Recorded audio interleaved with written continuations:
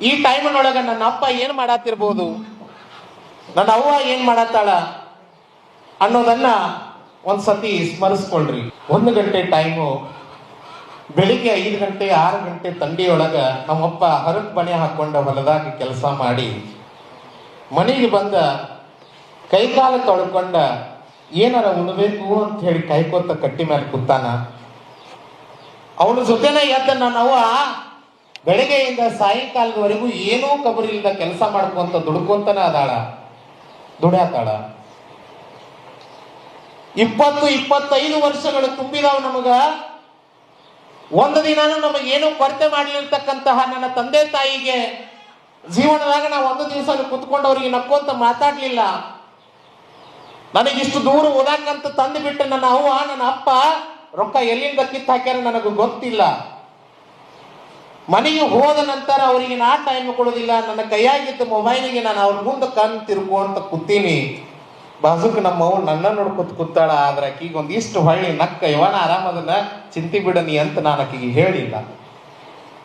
Mobile ಜೊತೆಗೆ time ಕೊಟ್ಟ ನಾವು, ನಮ್ಮ ಅಪ್ಪ ಬೆಳಿಗ್ಗೆ ಸಂಜೆ ಕನ್ನದ ಹಗಲು ರಾತ್ರಿ ದುಡ್ಯಾಕತ್ತಾನಲ್ಲ, ನಮ್ಮ ಅಪ್ಪಗೆ ನಾನು ಒಂದಿಷ್ಟು ಏನಾರ ಧೈರ್ಯನ ಮಾತಾಡಿ, ಯಪ್ಪ ಇಷ್ಟು ವಯಸ್ಸಾಗೈತಿ ನಿನಗೆ, ಇನ್ನು ಚಿಂತಿ ಬಿಡು, ನಾನು ಮೆಟ್ಟಿಗೆ ಹೆತ್ತಿ ನನ್ನ ಜೀವನ ನಾನು ನೋಡ್ಕೋತೀನಿ, ನೀ ಆರಾಮಿರಪ್ಪ, ನಿನ್ನ ಹೆಲ್ತ್ ಕಡೆ ನೀನು ಗಮನ ಕೊಡು ಅಂತ ಒಂದ್ ದಿವಸ ಅವನಿಗೆ ಹೇಳಿಲ್ಲ.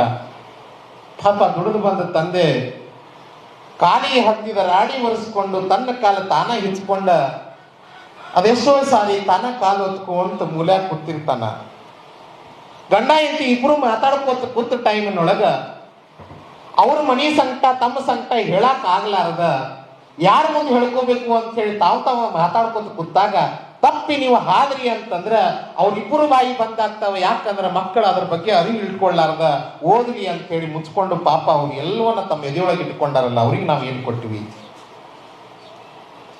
ಇವತ್ತು ನಮಗೆಲ್ಲರಿಗೂ ಬೆಚ್ಚನ ಜಾಕೆಟ, ಎಲ್ಲರಿಗೂ ಕಾಲಾಗಿ ಶೂಸ, ಇಷ್ಟೆಲ್ಲಾ ಖರ್ಚು ಮಾಡಿ 2,000 ರೂಪಾಯಿ ಇದೆ ನಮಗೆಲ್ಲ ಕೊಟ್ಟ, ತಾನು 100 ರೂಪಾಯಿದ ಹರಕ್ ಚಪ್ಪಲ ಹಾಕೊಂಡು ಮತ್ತೆ ಹರಿದ ಬಣೆ ಹಾಕೊಂಡು ತಂಡ್ಯಾಗ ಮತ್ತೆ ಕೆಲಸ ಮಾಡ್ತಾನಲ್ಲ ನಮ್ಮಪ್ಪ, ಅವನಿಗೆ ಏನು ಕೊಟ್ಟಿವಿ? ಭಗವಂತ ನಮಗೆ ಇಷ್ಟೆಲ್ಲಾ ಕರುಣಿಸಿದ್ರು, ಅವರಿಗೆ ಖುಷಿಯಿಂದ ನಾನು 4 ಮಾತನಾಡ್ಲಕ್ಕಂತಹ ಶಕ್ತಿ ಕೊಟ್ಟಿಲ್ಲ. ಆತ್ಮೀಯರೇ, ತಪ್ಪಿ ನೀವು ಮನೆಗೆ ಹೋದ ತಕ್ಷಣ ಯಾವುದೋ ಮೂಲ್ಯಾಗ ತಾಯಿ ತನಗ ತೆಗೆದಿಟ್ಟ ಒಂದು ತಿನಿಸು ತಗೊಂಡು ಬಂದೇಕಿನಯ್ಯಪ್ಪ, ಆ ಮೂಲ್ಯಾಗಿಂತ ಐತ್ ನೋಡೋ ಡಬ್ಬ್ಯಾಗ ತಗೊಂಡು ಉಣ್ಣು ಅಂತ ತಿನ್ನಾಕ ಕೊಡ್ತಾಳ. ಆಕಿಗೆ ತಿಂದೇನ ಅಂತ ನಾವು ಕೇಳೋದಿಲ್ಲ. ತಪ್ಪಿ ಕೇಳಿದ್ರ ಆಕಿ ಹೇಳ್ತಾಳೆ, ಯಪ್ಪ ನಾ ಇಂತ ಬಾಳ ಉಂಡೇನೆ, ಹಸು ಆಗಿಲ್ಲ ನನಗ, ನಾ ತಿಂದೀನಿಯಪ್ಪ ತಿನ್ನು ಅಂತೇಳಿ ಸುಳ್ಳಿ ಹೇಳಿ ನಮಗ ತಿನ್ನಾಕ ಕೊಡ್ತಾಳಲ್ಲ ನಮ್ಮ ತಾಯಿ, ಅಕ್ಕಿಗೆ ಎಷ್ಟು ಮರಗಸೋನು. ಸಮಾಜದೊಳಗ ಒಂದು ಹತ್ತಕ್ಕಿರುವಂತ ನನ್ನ ತಂದೆ, ಸ್ವಾಭಿಮಾನ ಕಂಜಿ ಬದುಕುವಂತ ನನ್ನ ತಂದೆ, ನಾ ಮಾಡಿರ್ತಕ್ಕಂಥ ಒಂದು ಹೊಲಸು ಕೆಲಸ, ನಾ ಮಾಡಿರ್ತಕ್ಕಂಥ ಒಂದು ಕೆಟ್ಟ ಕೆಲಸ ಮನೆಗೆ ಹಿಡ್ಕೊಂಡು 4 ಮಂದಿ ನನ್ನ ಮನೆಗೆ ತಗೊಂಡು ಬಂದ್ರ ಅವರು ಅದಕ್ಕೆ ಅಂಜಿ ಮುಖ ಎತ್ತಲಾರದ ತಲೆ ತೆಳಗ ಹಾಕೊಂಡು ಕುತ್ತು ಅನಿಸ್ಕೊಳಕತ್ತಾರಲ್ಲ, ನನ್ನಿಂದ ಅವ್ರ ಮಾನಿಕ ಅವ್ರ ಸ್ವಾಭಿಮಾನಕ್ಕೆ ಧಕ್ಕೆ ಆಗ್ಯದ ಅನ್ನೋ ಅರಿವಿಲ್ಲಾರ್ದ ನಾ ಬದುಕಾತೀನಲ್ಲ, ನಾನು ಎಂತ ಸ್ವಾರ್ಥಿ ಅದೀನಿ. ಅವ್ವ